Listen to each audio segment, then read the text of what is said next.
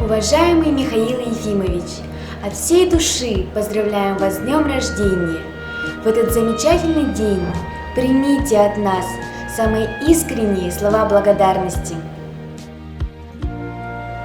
Мы рады и гордимся, что учимся в созданной вами, единственной на северо-востоке России, самой северной балетной школе мира. Вы поддержали идею балерины, педагога и первого директора нашей школы, Натальи Семеновны Посельской, об открытии Республиканского хореографического училища. Построили 2 прекрасных здания учебного корпуса и интерната.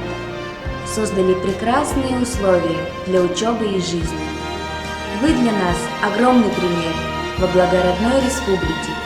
Вы отдаете не только свои знания, энергию, жизненный опыт, но и свое сердце.